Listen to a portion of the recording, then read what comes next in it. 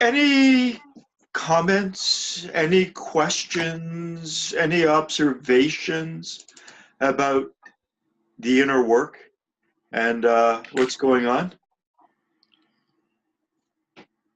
I have a question.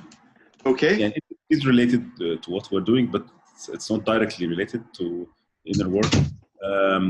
Recently, I'm reading about the six processes, the three forces and the six processes, and how the interrelationship between the affirming, denying, reconciling is this dynamic between these three forces. Okay. So, is there any chance to talk to us a little bit about those six processes of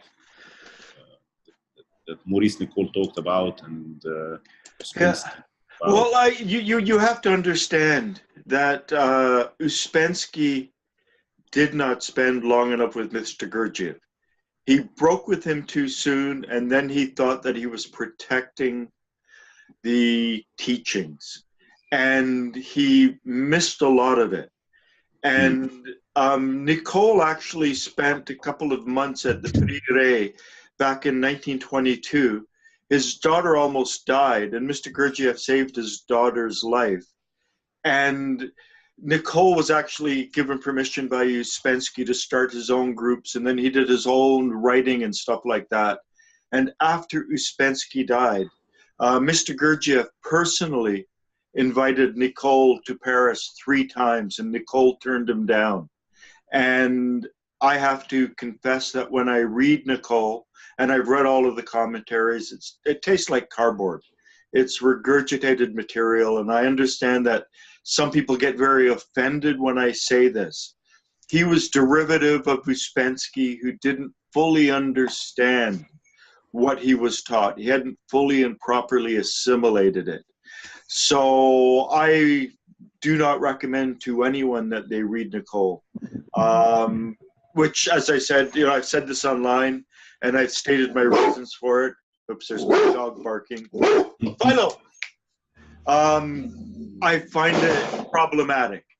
But in terms of, I can answer your question, just give me a second. I just have to find something. Basically, the fundamental hieroglyph of a Trinitarian system. We understand binary systems, positive or on and off. All computers, what we're doing now is the result of a binary system. So it's either on or it's off. But when we have a Trinitarian system, and I'll just pull this up. So we have a Trinitarian system here, and my dog there's another dog outside. Philo, stop it. I'm sitting in a different spot today. I just didn't want to move. Whoops. Let me just ban this a different way. So, in the screen, I'll try and bring it up a little bit bigger. The dotted line is the Trinity. It's the wholly affirming, wholly denying, wholly reconciling. Here, this is done differently than the way they teach it with the Enneagram of personality. They do not put the positive on the top. I think that's a serious mistake on their part. I'm not sure what the theoretical reasoning was behind them doing that. This is my result of my own research. The positive is on top, the negative is to the left, and the equalizing is to the right. Now, when you have a binary code, you have two possibilities, on or off. When you have a trinary code, you actually have 6 possibilities. So the inner dotted triangle represents the Trinity, the 3 forces. But the hexagram represents the way the 3 forces work together. And because there's 3 forces, you actually have 6 possibilities. And here, if we start with number one, I don't have it named as number one, but where my cursor is right now, let me see, can I, so this is number one, or, you know, I'll just, whoops, I don't know if I can do a one. This is number one. So, with number one, the positive is first because it's right closest to the positive, and then it's next closest to the equalizing, and then it's next closest to the denying. But we go from 1 to 4, which is down here. So this is the next. So it goes from 1 down to 4, and 4 is closest to the equalizing. Then it's next closest to the denying, and then it's furthest from the affirming. And then we go up here, you know, it's the same thing. It's closest to the reconciling, then next closest to the affirming, and then next closest. So this is the way these symbols for each of these points has been derived.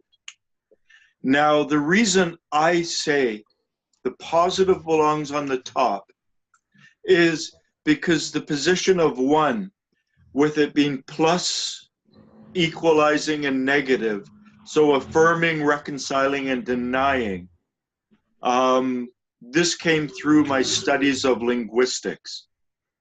Every time a language forms, it forms, and we can say the plus, I don't know if I can do it, but S, subject, verb, object, and object. So languages all coalesce in the first position in subject, verb, object. English is a subject, verb, object language.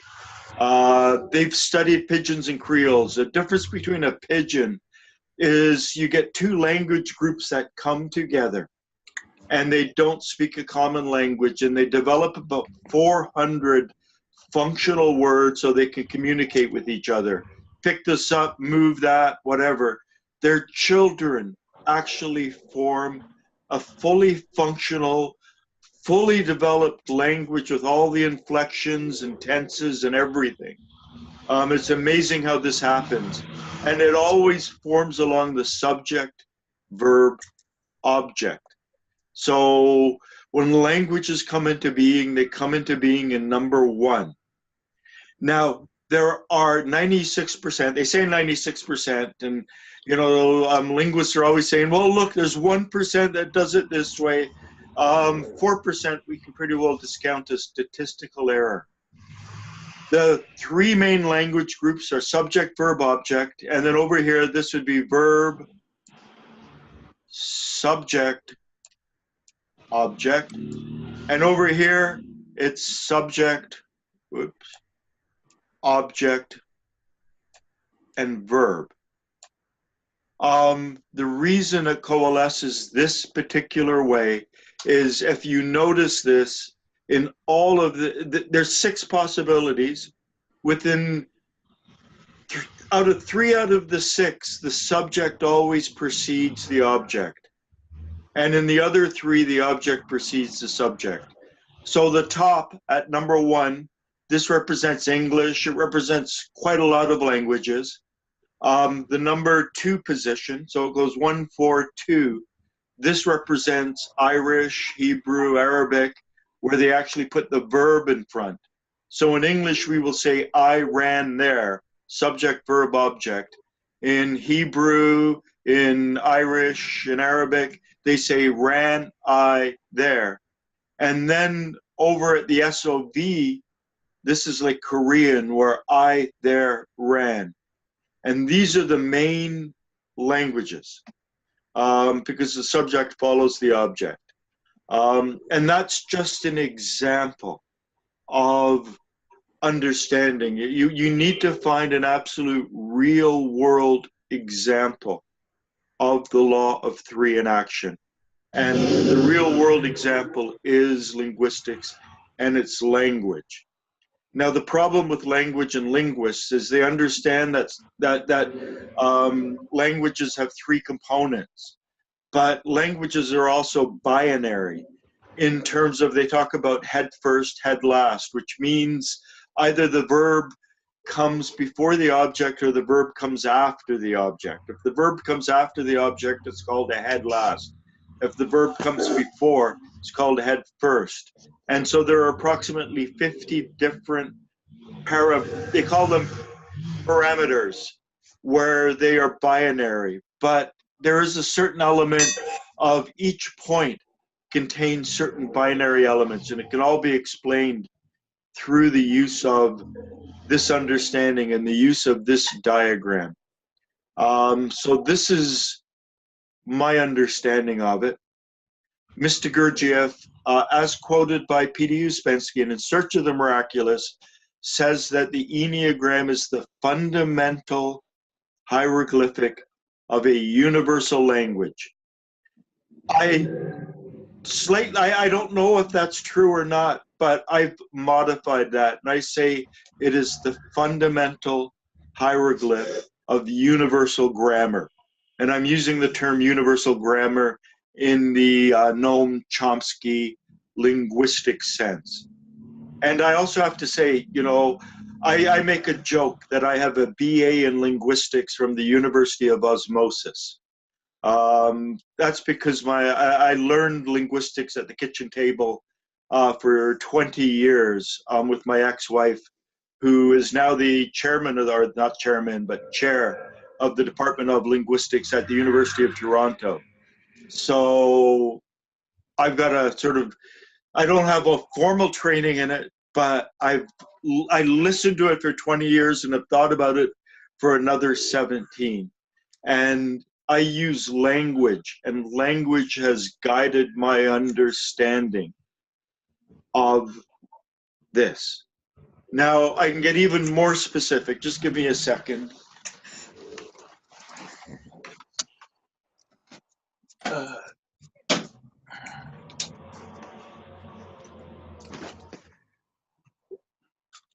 We can even metaphorically represent this with, oops, these are magnets. 3. So it has a certain movement, and I'm actually showing the movement of the Enneagram. And if you ever do the work where Mr. Gurdjieff's dance, it does this, and there's a flip around, up, up, and a flip around. This took me a long time to work out. I made models, all sorts of things. But if you go back to, let me see, just give me a second. The food diagrams, let me bring this up. I was going to talk about this. If you notice, there's a ray, and let me get the pencil. So we have a ray that is an equalizing, and then it turns into a ray that is a denying. And this is actually absolutely fundamental in terms of understanding the third conscious shock, which begins with so and does to me. How on earth does something that is an equalizing, a reconciling, become a denying? And the best metaphor and example I found for this is to run. To run is a verb. The verb is the reconciling element in grammar, in a sentence. But to run can be turned and nominalized into the run. So when we take to run and we turn it to the run or the runner, you know, how was the run this morning? We've taken a verb and we've turned it into a noun phrase. So we've nominalized it. So that is how we move from the verb to the object. And this is something that Mr. Gurdjieff talked about. So in terms of understanding the law of three, in terms of understanding the Enneagram, it's necessary to find something absolutely real to study. And the thing that I have found is language and linguistics. And, you know, if you understand it, you know, we have these molecules in our head. One's positively charged, one's negatively charged, and one's reconciling charged. And we hear language. And in English, we hear, I ran there, I did this, I saw that. And it coalesces in a certain syntactic sequence. In Irish, it's ran I there. It coalesces in a different syntactic sequence. And in Korean and other languages, it is there, or it's I there ran, and it goes in a different form. And we hear this often enough as children. And these molecules that are somehow in our brain, I assume they're molecules, get imprinted with the proper features so that we begin to understand language and we don't have to think about language. 100 words from now, what I say will be absolutely grammatically correct within terms of the sentence. If it's supposed to be a verb, it'll be a verb. If it's supposed to be a noun, it'll be a noun. If it's a preposition, whatever. I don't have to think about it. I've got this whirling syntactic pattern inside myself that makes sure that everything follows a proper sequence. And here again, my experience as a hypnotherapist. When I try to put people into trances, or when I do put people into trances, I quite often play with syntax. And I've discovered the most effective way to play with syntax is something that they call syntactic ambiguity, where I say one sentence and I say another sentence, except the last word of the first sentence and the first word of the next sentence are actually the same, and I don't use two words. So I could say, I ran there, that is. You know, I ran there, that is.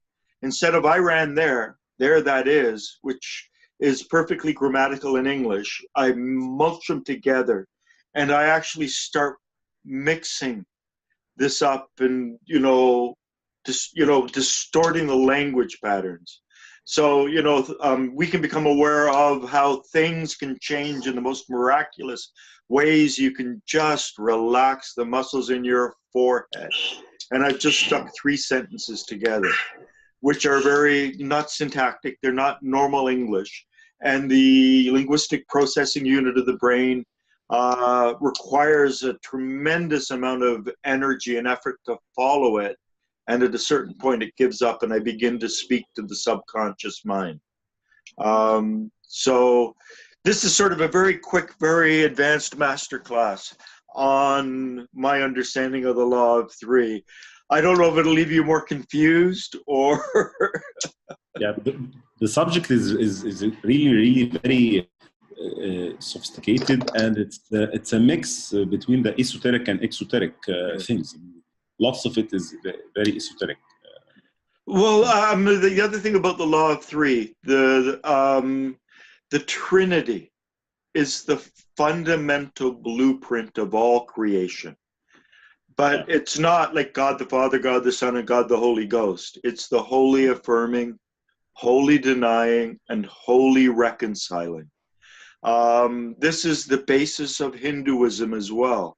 In Hinduism, they talk about sattva, the guna sattva, the guna tamas, and I'm putting them in a slightly different order than they speak them in Hinduism, because I'm putting them positive, negative, equalizing. But sattva, tamas, and rajas. Intelligence, inertia, and passion is one definition of them. Sri Aurobindo, who I studied for a few years back in university, said mind, matter, and life.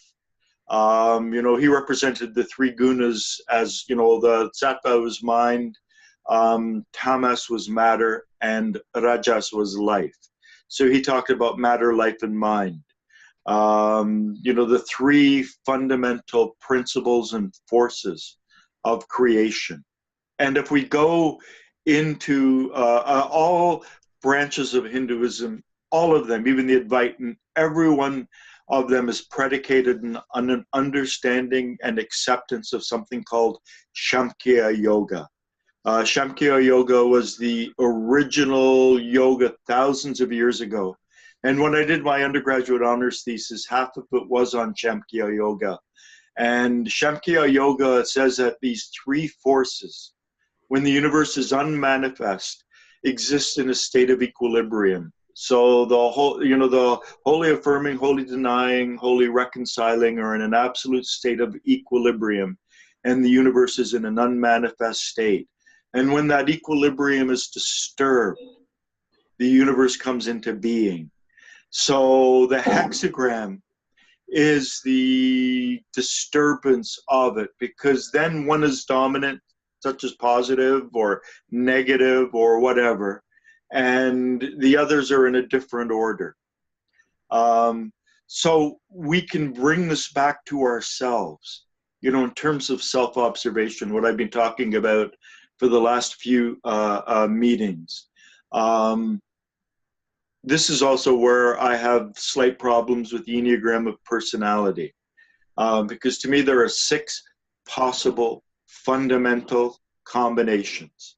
And within Hinduism, they understand this philosophically. Mr. Gurdjieff teaches it theoretically. And he said that, you know, the knowledge was broken up a long time ago. Practice was Egypt, theory was Central Asia, and philosophy was India. And if you understand the difference between the gunas and the law of 3, you understand the difference between philosophy and theory. So Mr. Gurdjieff's approach and what he teaches is a much more theoretical understanding. Affirming, my head brain. Denying, my body brain. Reconciling, my feeling brain. Just a second, someone is getting beeps there. Reconciling, my feeling brain. Mr. Gurdjieff said we're either man number 1, man number 2, or man number 3. It gets more complex than that, because you could be head brain dominant, and then the next one is your physical brain, and the least is your emotional brain. Or you could be head brain dominant, and the next one is your emotional brain, and the third, what least developed, is your physical brain. And there are 6 possible combinations. So for a man number 3, head brain dominant, there's 2 varieties of man number 3. There are 2 varieties of man number 1, 2 varieties of man number 2, depending on the order of the sequence of events.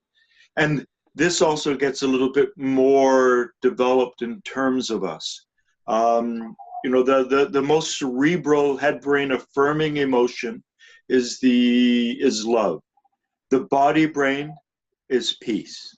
The feeling brain is joy. Now, up until World 24, there are no opposites. They are like a triunal feeling of positive. After the level of World 24, each one of them splits into a binary pair. So love and anger, peace and fear, joy and despair. Now, we're generally, for everyone, one of those is dominant. For me, anger was dominant.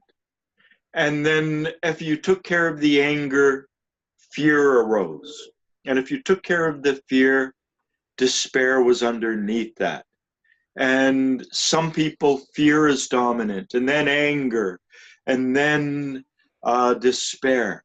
So observing ourselves, looking at ourselves, trying to figure out, this is a very important element of self-observation, bringing it back to what I wanted to continue with today in terms of self-observation, trying to observe our negative emotions, and the manifestations of our negative emotions. Which is dominant? The best way to figure out which is dominant is to think about our childhood and to reflect on our childhood, to ponder our childhood, particularly before the age of 8. Mr. Gurdjieff said that we have not experienced a new feeling since the age of 8. Our feeling center is complete. It can be, what's in there can be kind of moved around slightly in dominance until about 16. And then it's pretty well set. And there's very few things that can then allow us to experience a new emotion. One of those things is movements classes. It opens us up to some higher, more Godward emotions, and we're able to experience some of those emotions later on in life, but it's a very difficult task. Basically, every feeling that we have now is a re-feeling of something we previously felt. And neuroscience and the neuroscience of emotions have come to the same conclusion, and they've determined that the date is around the age of 8. And they did this through the study of psychopaths. Psychopaths lack empathy, empathies and emotion. If they can get a kid before the age of 8, they can teach them empathy, and we learn emotions. If they come after 8, they can't teach them empathy. They can still make them well-behaved, productive members of society, but they do that through giving them 2 lists. One thing, one list of things that will give you privileges and another list of things that will give you punishments. And they train them by slapping and stroking after the age of 8 in order to teach them, if you hurt people, bad things will happen to you. If you're good to people, good things will happen to you. Before the age of 8, they can teach them empathy. So our emotional center and the range of our emotions was set before the age of 8. And this is instrumental to the work that I do as a hypnotherapist. I take people back to their childhood. And 95% of the time it's actually before the age of 5, and 50% of the time we go back to before the age of 3. And it's different. I mean, between 3 and 5, it's emotions that require an awareness of myself is different from other people. So things like social anxiety will be between 3 and 5, but just anxiety can go right back into the womb. So to look at our childhood, to ask us to think of events in our childhood, and particularly to try to focus on those emotionally resonant events, the negative ones, and to ask ourselves, what was our dominant emotion? My dominant emotion as a child was anger. I had an older brother who was 18 months older. We moved 25 times across 3 continents. We were our peer group, and he was my older brother and bigger. And he was a little bit of a bully when I was a kid. And the only way I could stop him from bullying me was to become incandescent with anger, and he would stop. So I learned anger as a means of stopping that. But I recall very distinctly being about 11 or 12 years old. And I got so angry, I smashed everything in my room. And then when I calmed down, I thought, I like that. And why did I do with that? And at that point, I internalized the anger rather than externalized it. But it was still very much there. And when I internalized it, then fear, which was the next one, began to sort of surface occasionally. And then when I took care of the anger and the fear, depression came. This is also a problem with modern medicine. Doctors, someone had a clipboard and a stopwatch, and they determined that doctors should book appointments 7 minutes apart. You walk into a doctor's office and you complain and you exhibit the symptoms of depression, and they write you a prescription for Prozac, and they want you to leave as quickly as possible. In a good proportion, I don't know, within my clients, it's at least half of the people who have been diagnosed with depression don't really have depression. They have depression, but depression is a secondary emotion. The metaphor that I use is you're driving along a highway in the winter and you slide off down the embankment and you put your foot on the gas pedal and go zzz, zzz, zzz. If you don't take your foot off the gas pedal, you will blow the engine. So depression is actually, in a lot of cases, a protective emotion. It puts us into a state of lethargy where we don't want to do anything, and we're not ramping ourselves up with all those biochemicals like adrenaline and cortisol that are going to make, you know, veins pop in the brain and whatever. And so you go to the doctor and you're lethargic and you manifest the symptoms of depression, rather than determining whether or not that's a primary emotion. And depression can be primary. They just treat it as it's a primary emotion, when quite often it's a secondary emotion.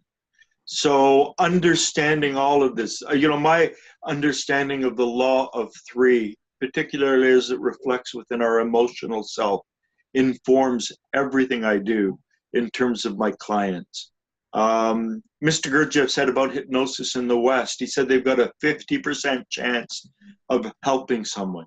And he said the real key is to determine, does the problem start in the head brain, or does it start in the emotional brain?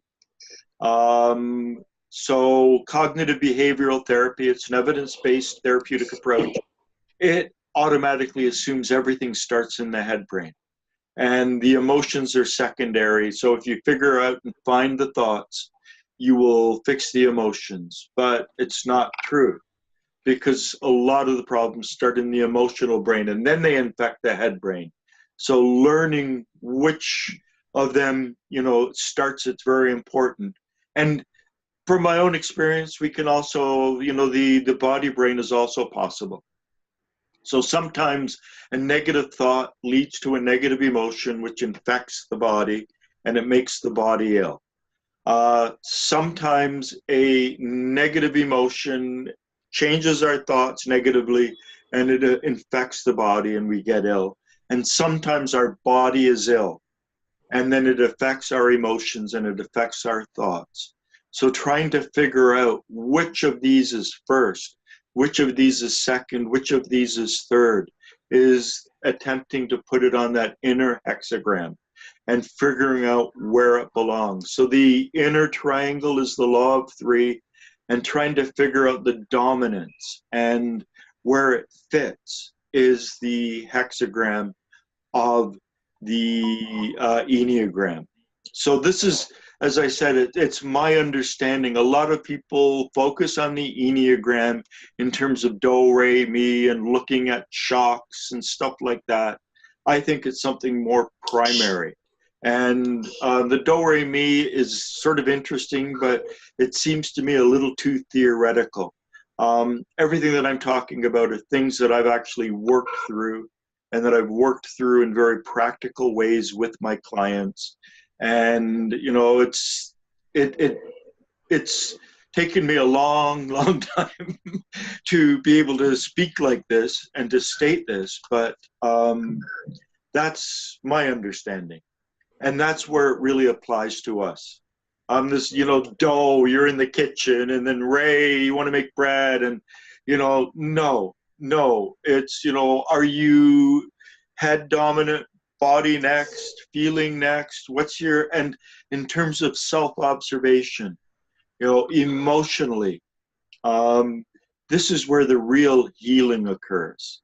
So, you know, weeks ago, I talked about how Mr. Gurdjieff said the way to start self-observation is to just try to categorize, when you have the capability and the awareness of what is going on. Is it discriminating? Is it comparing, which is the head brain? Is it pleasing or displeasing, which is the body brain? Is it something that's moving, which is the moving center, moving part of the body, the physical brain? Or is it instinctual, like the color green or the color red or black or the air or whatever? And so we first begin to discriminate between the different impressions that we receive and what's going on within ourselves. And then we try to examine ourselves from an objective perspective using the Orajian framework, starting with someone that we sort of know and try to come up with an objective sketch of them using certain variables. And this is where I do believe the Enneagram of personality comes in really good, because you can give someone that test and it will show you which is the dominant negative emotion and give you information in a very quick fashion. But to try and apply these skills to someone else and then to apply them to ourselves as if we were a stranger. And then we get more complex. The real healing is we get broken as children. Everyone is broken. And we're not just broken one way, we're broken three ways. So you find your major break, and that takes care of a lot of problems in your life. But then the secondary break then comes to the surface, and you've got to heal that. And when you heal that, the third one comes up. So it's either anger, fear, or despair. And ultimately, you will have to work on all of them. And ultimately, we experienced all of them as children. So the healing goes back to our childhood, learning to separate from those memories, to see them in a detached fashion, to work on them in a detached way is what we try to do.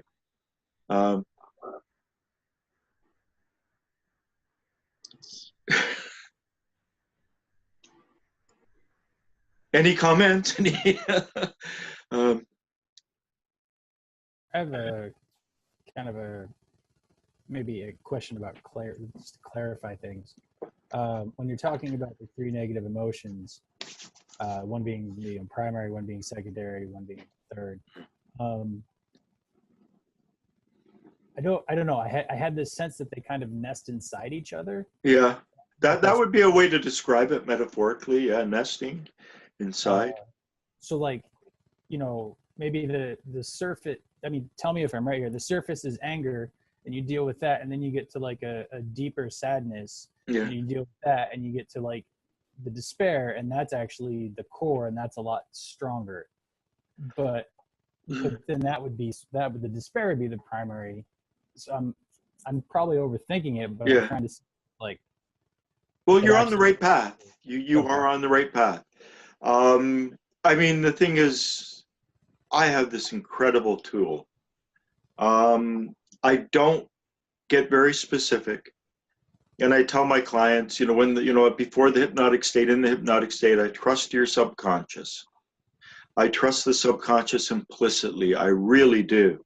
And then, when they come to see me for the first time, or usually it's my second session with them, the first session, I just really measure their state of hypnosis and how deep I can take them. But then I start talking about a feeling. And I say I'm not naming the feeling. But there is a feeling that has everything to do with why you came to see me today. And you've tried to distract, mask, deal with this feeling. And today we're going to go back to the cause of the feeling. And I've got to make sure they're in the somnambulous state. And even, I can get pretty well most of my clients there. And still 10%, I cannot go back and do this. Actually, it's interesting. Last week I had a client who, in the state of hypnosis, said, I put my conscious mind in charge, and it's in complete control of me now for the last 10 years. And I went, yeah, okay, right. And then, and so I get them into the hypnotic state. I don't name the emotion, and I say, we're going to trace it back. And I like to go back like 5 years and then 10 years. And, depending on how old they are, to their early 20s, then to their teens, then to around 8, and then back to the first time. And, so there's a feeling that has everything to do with why you came here today. And now I'm going to count backwards from 5 down to 1 and keep your mind blank, or focus on the word relax in your mind if you can't keep it blank. And then I go 5, 4, 3, 2, 1, click. And then through a series of questions, I pull the memory up. It's amazing how this works.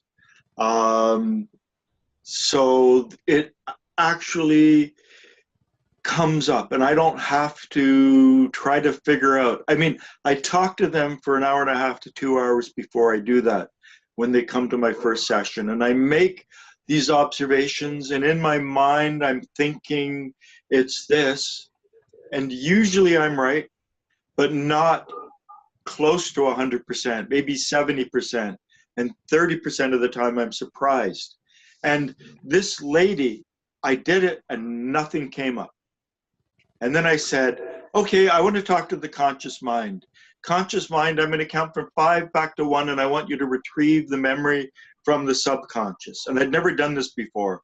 It was completely new to me. And then I did that, and her subconscious retrieved memories. And she said, I don't even know why I'm remembering this. I don't know where this came from. And when I hear that, it's yes. This is, you know, but her subconscious had to think it was in charge. And so I can get people in my chair. And I've done this hundreds of times to bring up these memories.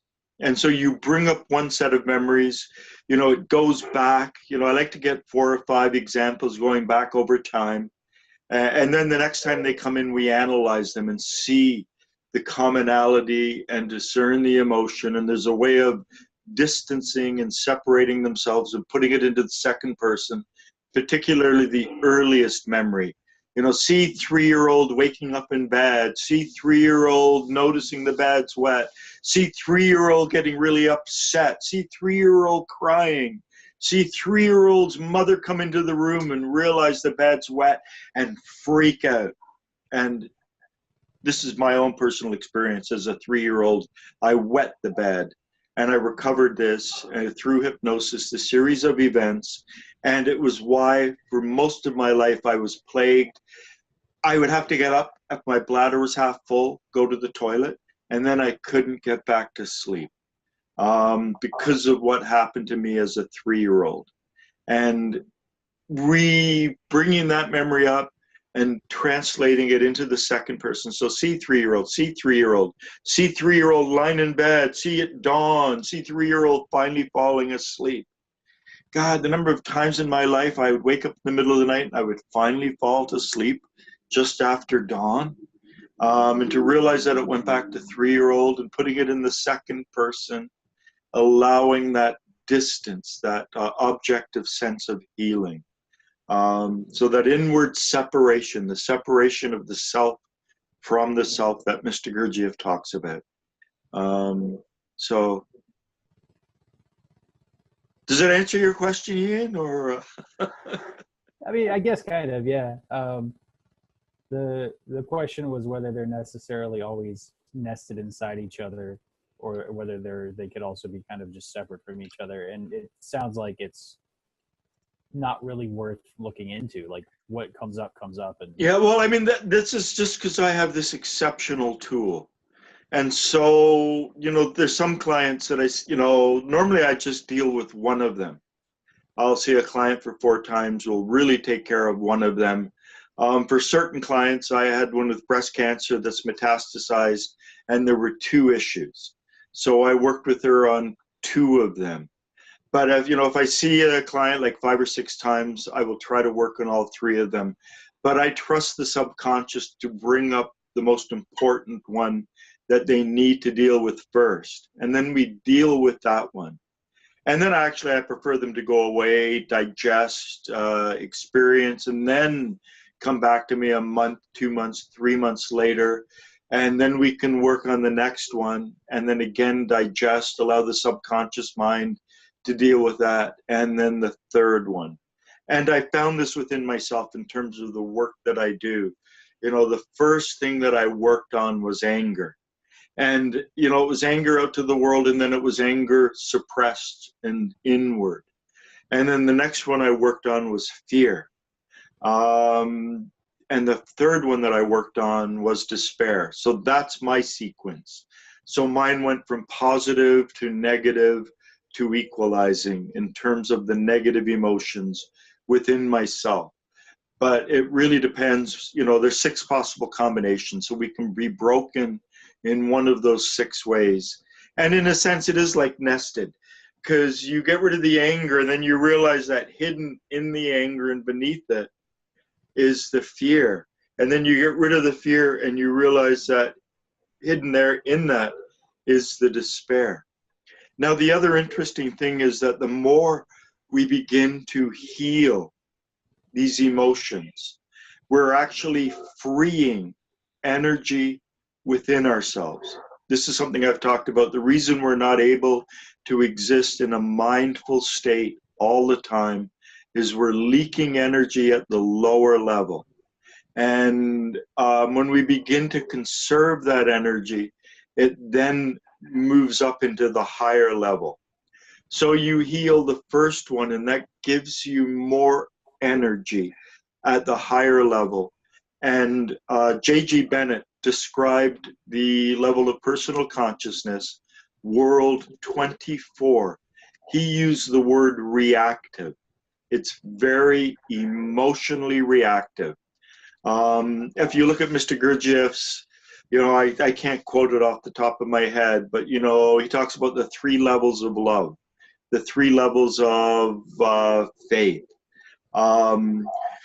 The first is world 48, the middle is world 24, and the top is world 12. So conscious love, gets back conscious love. Love of feeling invokes or provokes its opposite. So in world 24, in the mindful level, we become aware of these real reactive polarized emotions. And I've experienced despair at the mechanical level, and I've experienced despair at the mindful or personally conscious level. And it is way worse at the mindful level, because at the mechanical level, you're in the state of despair and you're really more annoying everyone around you. And they think you're negative and depressed, and you feel like a curmudgeon, and you're not fully experiencing that because you're in the mechanical state and you're like a machine. But when you step up to that mindful level, world 24, personal consciousness, and you experience that despair, it is so acute, it is so painful, because there is that level of awareness. So you heal the outer one, you conserve that energy, and it gives you more energy to go up to the next level. And so these emotions seem to become more acute. It's partly because you're then actually stepping up to that next level where you're experiencing them mindfully, where you are aware of yourself being depressed, or you are aware of yourself being angry, or you are aware of yourself being terrified or frightened.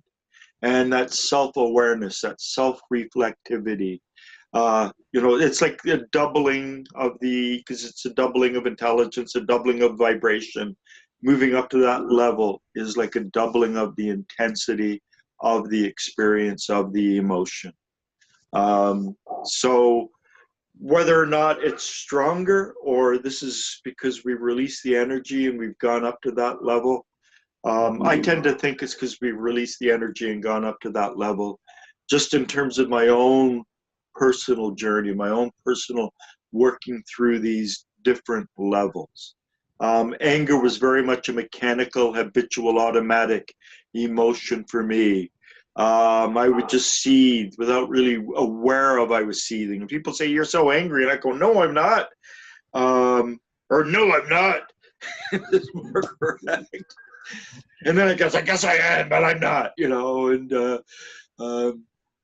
but then when I started to experience despair, it was just like so mindful, so aware of it. So, Thank you. any other questions, Jonathan? Yeah. So a lot of light bulbs kind of went off, but with the going from mechanical to mindful experience of these negative emotions, right? This is what you're talking about: anger, despair, and as well as fear. Is the only way to break through when you're in world 24, is World 24 mindful, or is that World 12? No, World 24 is mindful. Okay, that's what I thought. So mindful is World 24. So in this state of mindfulness, not only is there more intensification, but we're able to contain the energy that's implied within that, or is that part of World 12, being able to sublimate these negative emotions that are becoming more intense? No, you don't have the negative emotions in World 12. The Okay. difference between 12 and 24 is that's when each one turns into a binary. Right. In World 12, love, peace, and joy are a trinity of emotions. As you go down to World 24, love separates into love and anger, and peace and fear, and joy and despair, and they begin to be experienced separately. But the thing is, I'm talking about World 12 as if it's a discrete category, and it's really more of a continuum. When we talk about, or World 24, when we talk about World 24, we are talking about man number 4. Man number 4 is when we begin to harmonize and balance the functioning of our 3 brains. But you can have a very low number 4, and you can have a very high number 4. The food diagrams, let me pull it up. The food diagrams actually represent, and they show the middle one here. It shows a very high 24. So this is high 24. Where this level 24, they're all balanced. So we're actually talking about the state that leads us up to that level. And when we get to the very high 24, we've dealt with a lot of these emotions, and then we can begin to exist in the 3 brain state. So this is personal consciousness. Objective consciousness, or the awakened state, is different than this. Objective consciousness in World 12 is the realm. So, where I've got the dotted lines here is the realm. I've got there on the right, awakened man, but it's the realm of the real I. So everything else is like the manifest self. And there's something that's supporting that. We can use terms like the witness, consciousness, the observer. When we first step up into the mindful state at the lower levels especially, it's like holding a flashlight. We're shining a flashlight on our hand, and we're aware of the sensation of our hand, and we're aware of the bones and the skin and the muscles of our hands, and we start to become more and more mindful of our hands, and we become more and more mindful of our body. We become more and more mindful of what we see, hear, smell, taste, and then we become more and more mindful of what we see, hear, smell, taste, our body, and then we add the feeling brain. And as we begin to balance them, we begin to shift our focus to where the light is coming from. And the light is actually coming from the real I, the witness, the observer. And the observer exists, metaphorically and in a physical way. It's like slightly behind our heart. If your consciousness can move back behind your body, and you can observe your thoughts, observe your body, observe your feelings. So be the observer, observing the light coming into your eyes. Be the observer, observing the sound coming into your ears. Be the observer, observing your body. Be the observer, observing your feelings. That is World 24. And we taste all of these states. We've all experienced moments of that observer position where we step back from ourselves and we realize that our thoughts, our body, our feelings are our instrumental self. Most people are caught up in the surface of they're stuck in the surface. And a metaphor I just recently came up with I used to have an old metaphor, but I prefer my new metaphor. Imagine that you are, 500 BC, and you're a Greek warrior with your sword and your shield, and you're in the midst of the battle. And then imagine that you are the general on the hill behind, overlooking the battle. And for the most part, most people spend their lives as that warrior in the battle, stuck in the first person. They don't have any kind of objective sense. They're fueled by the adrenaline and cortisol and whatever, whereas the general is the observer, observing what is going on with a detached perspective. And that's the movement back into the real I. But in order for that to really happen, we have to first balance the functioning of our centers. And to balance the functioning of our centers, we've got to really begin to be able to observe ourselves as fully and completely as we can, and then begin to understand the nature of change and begin to fix ourselves so that we are no longer leaking the energy. So damage is caused by trying to skip directly to observing without balancing your centers first? Well, it's not damage is caused. People who, Mr. Gurdjieff said that, people who think they're awake, often it's just a, sort of bizarre manifestation of their emotional center. And there's a lot of delusion involved in it. These people who, I was walking down the street one day, and the next day I was sitting on a park bench and I awoke. Mr. Gurdjieff said that you awaken 1,000 times before you achieve a level of permanence. It's like a little blip, blip, blip, blip. And then Mr. Gurdjieff also said that even a person who's awakened experiences all 4 states of consciousness. They go through, they go to sleep at night, and then they move through the state of waking sleep, and they move through personal consciousness and up and down. And it's not like they're fully awake 24 hours a day, 365 days of the year. Mr. Gurdjieff said that when he wanted to go to sleep, and he wasn't talking about napping, he was talking about waking sleep, he would go to the cinema. He also said that when he had to do his dollar business, and Mr. Gurdjieff appraised antiques, he set up restaurants and sold them and did various things. He said when he was engaged in the dollar business, he was half asleep. In other words, he went back down, he was down in the mindful state, the realm of personal consciousness.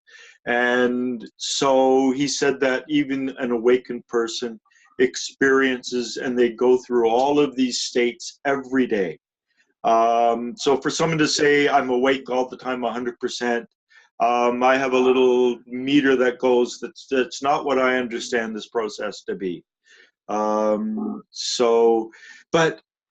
as long as we're leaking energy, as long as we are wasting energy through our negative emotions, and it's not just negative emotions, we waste it through identification, internal considering, negative emotions, formatory thinking, lying. I always forget this. There are 7 manifestations of why we waste this energy, according to Gurdjieff. So ultimately, we start with the self-observation. Is this a thought, intellectual center? Is this feeling? Is this body? And then we get more and more and more complex, and then we begin to work through the 7 different aspects of sleep.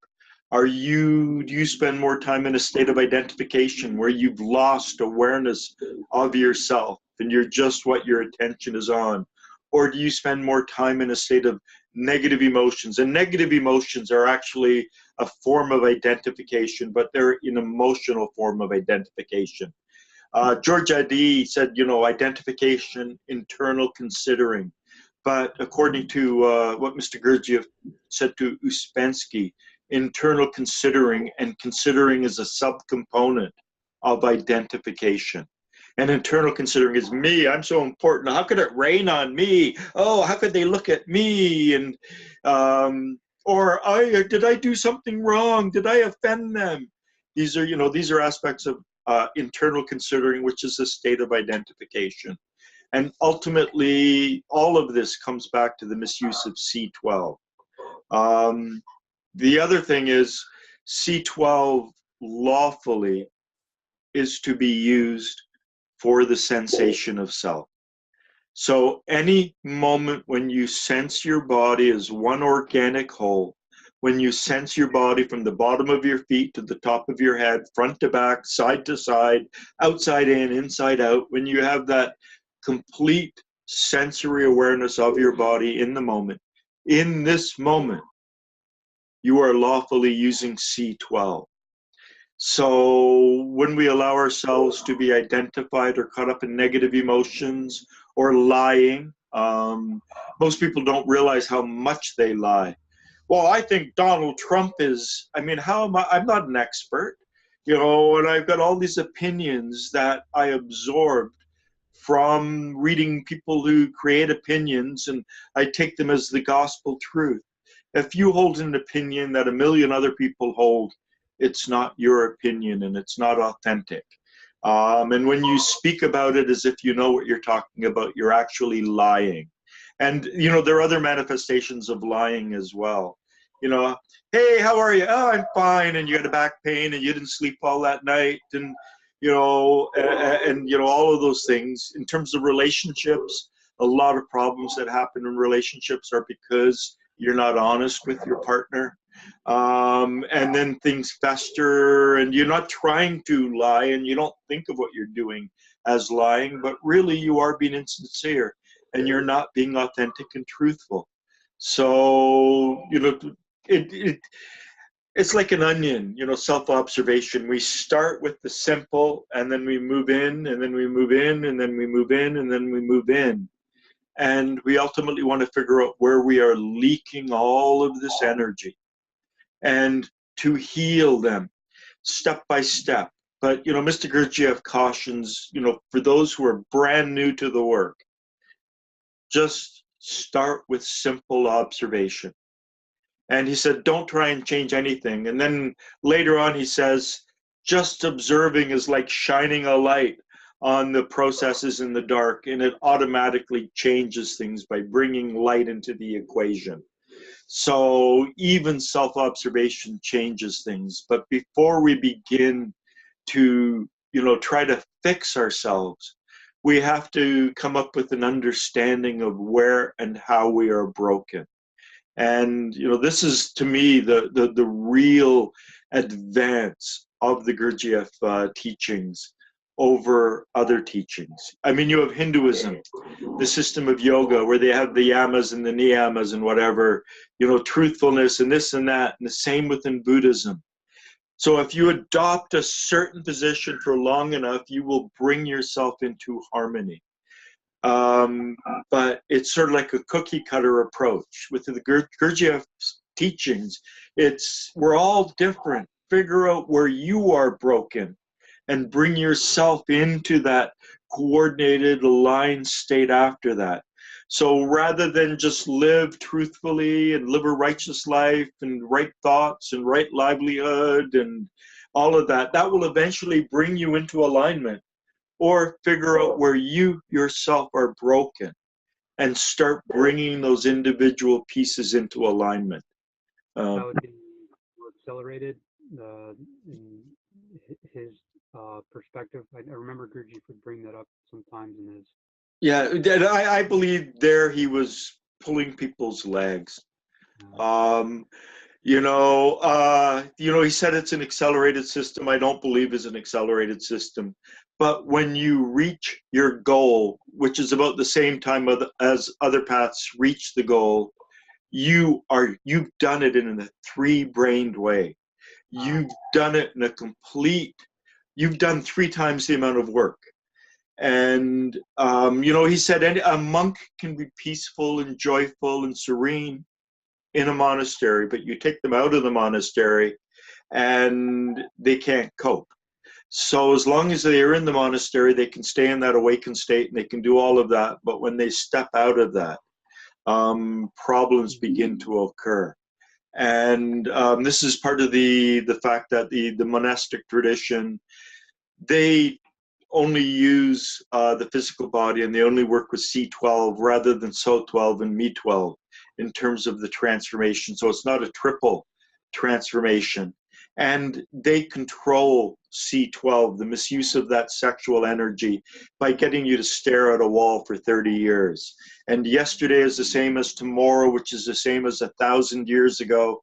And it should all, there shouldn't be weekends, there shouldn't be any difference, and you should all be in the same saffron colored robes and the shaved head and all of that. And without having the things that stimulate C12 to kind of blow up, you know, women and, you know, television and movies and neighbors and family and all of that, they keep the ability to misuse C12 at a minimum. So it's all done through carefully contrived, carefully controlled circumstances. So the monastic tradition requires celibacy, and it really requires an isolation, moving into a monastery and isolating yourselves from society. If you live in the world, if you have a family, if you have children, spouse, if you've got commitments, you're working in the world, this is where this system really excels, because this is not fleeing the world. This involves working on ourselves within the world. And one of the aphorisms of the study house was, and I won't get it right, but then it wasn't in English, it was translated into English. So you came here to work on yourself.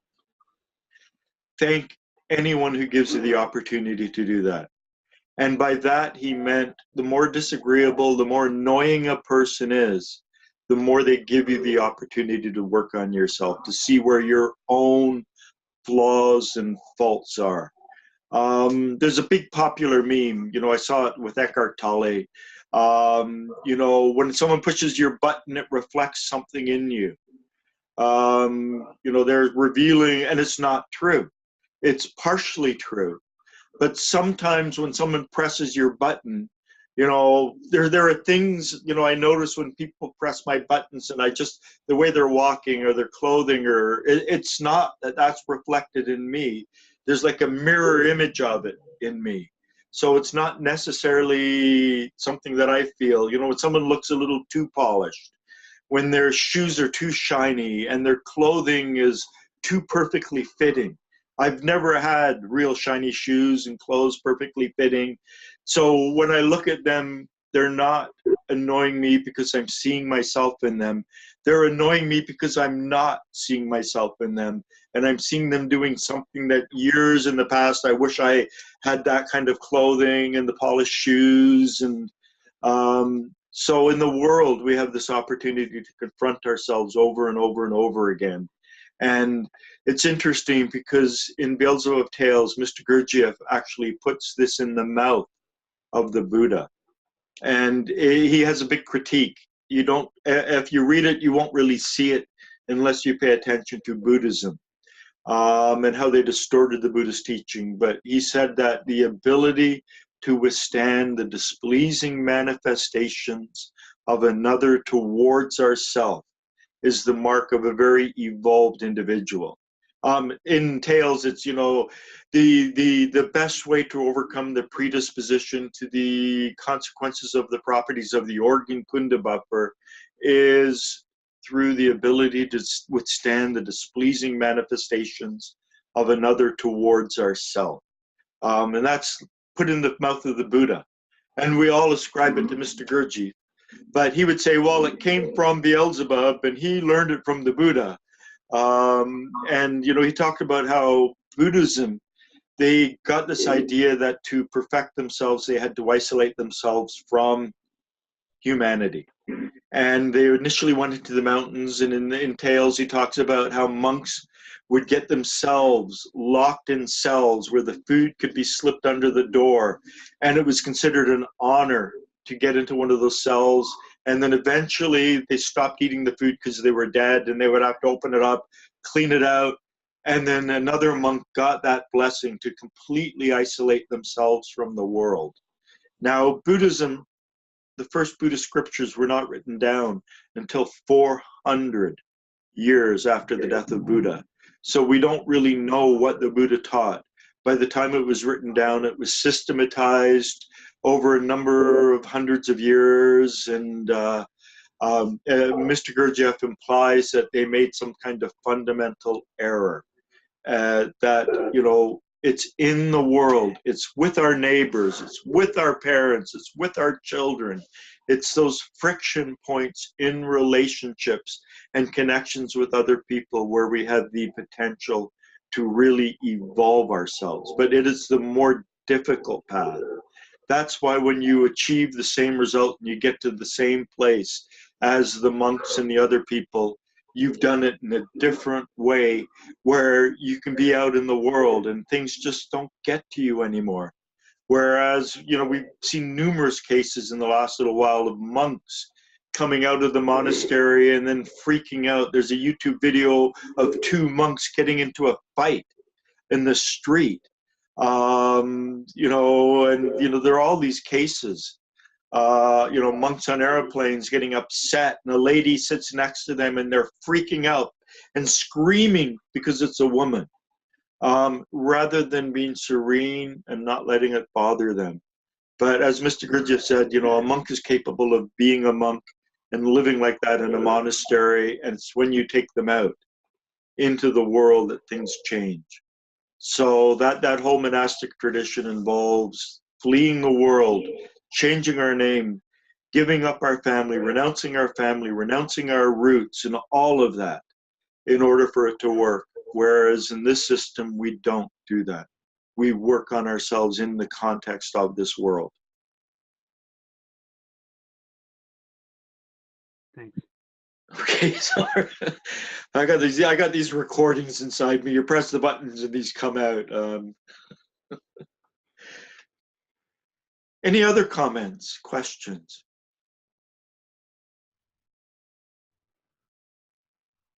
Okay, well, let's just become, you know, we've got another 12 minutes or so. And as I, you know, mentioned on the message board, the next meeting will be January the 13th. I'm going to take 3 weeks off, but this is the 32nd week in a row that I've done this. Christmas and everything, I'm just going to sleep in on Sundays or whatever. Not sleep in, but so we'll reconvene January the 13th. So just become aware of your body. Become aware of your breathing. Become aware of the sensation of air flowing in through your nose, to your lungs, and back out again. And then become aware that, you know, as we have the three different foods, the food we eat, the air we breathe, and the impressions we receive, and the food goes to our body brain, the air to our Kesdran body, our feeling brain, and the impressions to our head brain. That our body brain, our body belongs to the earth, our essence is the essence we share with humanity, and then the impressions in our real I is our own. So whenever we do work, we are always working along these three lines: for ourselves, for our fellow human being, and for the earth herself. So become aware of your body, become aware of your breathing, become aware of the fact that you are working along these three lines. And sense the movement of your diaphragm, the muscles in your abdomen. Become aware of your rib cage expanding and contracting, your lungs expanding and contracting. And then let's just bring our awareness to our right shoulder, our right upper arm, our right elbow, lower arm, our right palm, our right thumb, index finger, middle finger, fourth finger, fifth finger, the top of our right hand, and moving back up our right wrist, lower arm, elbow, upper arm, and then stay and maintain an awareness of your right arm. And while remaining aware of your right arm, split your attention and become aware of your right hip, your right upper leg, your right knee and the bend behind your right knee, your right shin and calf, the bottom of your right foot, including your instep, your right big toe, second toe, third toe, fourth toe, baby toe, the top of your right foot, and then moving back up your right ankle, lower leg, knee, upper leg to your hip, and become aware of your right arm and right leg. And then while remaining aware of both of those, become aware of your left hip, your left upper leg, your left knee and the bend behind your knee, your left shin and calf, the bottom of your left foot, your left baby toe, fourth toe, middle toe, second toe, big toe, the top of your left foot, moving back up your left ankle, lower leg, knee, upper leg to your left hip. Now become aware of all three of those limbs, right arm, right leg, left leg. And then become aware of your left shoulder, your left upper arm, your left elbow, your left lower arm, wrist, palm, left baby finger, fourth finger, middle finger, index finger, thumb, the top of your left hand, and moving back up your left wrist, lower arm, elbow, upper arm, and then become aware of your whole left arm. Become aware of your right arm, right leg, left arm. Become aware of all of these limbs. And then, in your own way, as best as you can, try to become aware that when you breathe in, that you can bring your attention to your right hand, your right arm, and as you breathe in, try to become aware of a different quality than feeling that's connected with your breath, that is in conjunction with your breath. So, approximately 3 to 4 second pulses, or however long your breathing is. And become aware of this different quality, almost like an atmospheric quality in your right arm. As you breathe in, become aware of it flowing down. And then breathing in and becoming aware of this atmospheric quality flowing down your right leg, particularly your right foot. We notice this feeling most in our extremities. So breathing in and becoming aware, like a shimmering, an effervescence, a bubbliness, but at a very refined level. I like to think of it as an atmosphere. I'm using synesthesia to describe this feeling state, which is really indescribable. So these are just metaphors that I'm using. And then as you breathe in, become aware of this feeling flowing down your left leg. And focus on your breathing and becoming aware of it flowing down your left leg as you breathe in. Impulse, a flow with your breath. And then become aware of it in your left arm. This flow, this atmosphere. And this is an important Gurdjieffian exercise. Basically, we breathe in feeling to the right arm. We breathe out sensation to the right leg. We breathe feeling into the right leg. We breathe sensation out the left leg.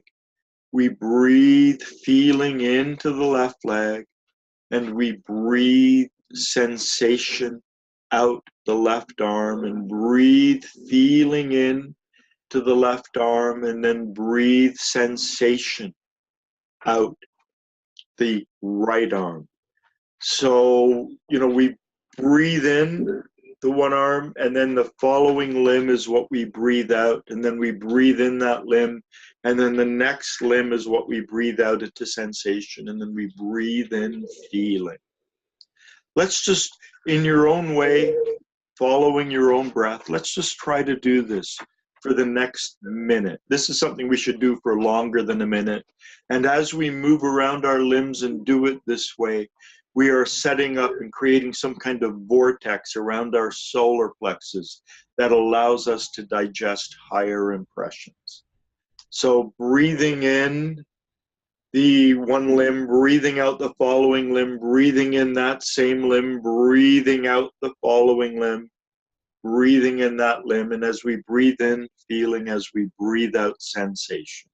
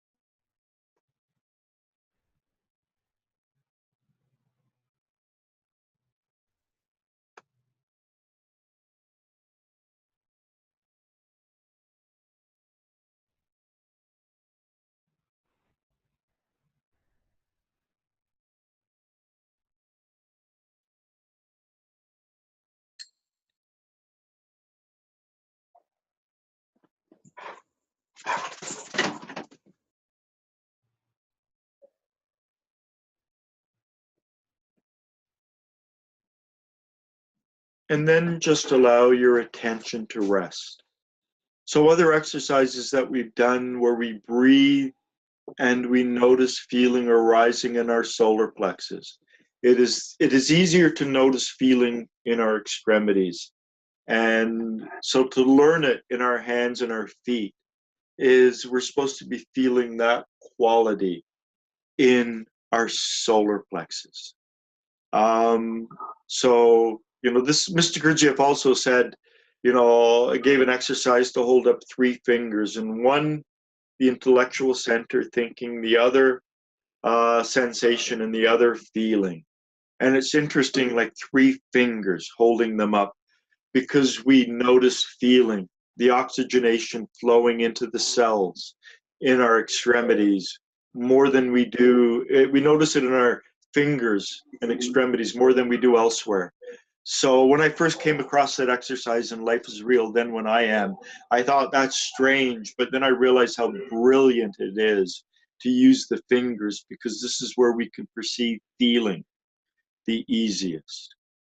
Now just become aware that we're surrounded by an atmosphere, and the atmosphere can be dispersed. We think of someone far away and our atmosphere goes towards them.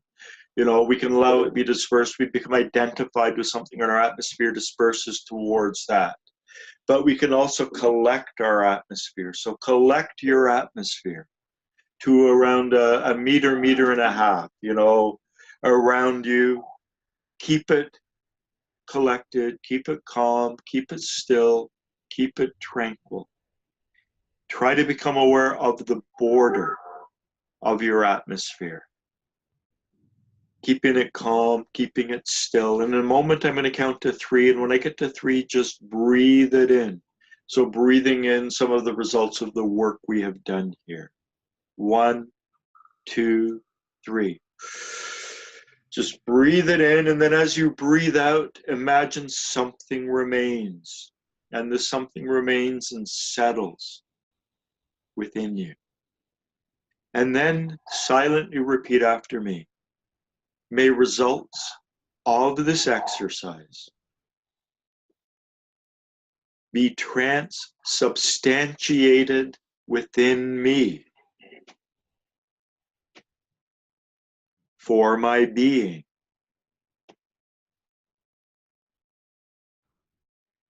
Okay, I'd like to thank you all for being here today. And again, in 3 weeks, or take 3 weeks off. So I guess it's 4 weeks from now, January the 13th, we'll reconvene and enjoy the holidays. Merry Christmas, Happy New Year. Merry Christmas, all of that. And I'm not sure what, in the Muslim calendar, if anything happens. I know for the Jewish calendar, it's Hanukkah, but no, we celebrate in Egypt as well with our brothers. Okay, happy holidays. Happy holidays. Everyone, okay, take care. Bye now. Thank you.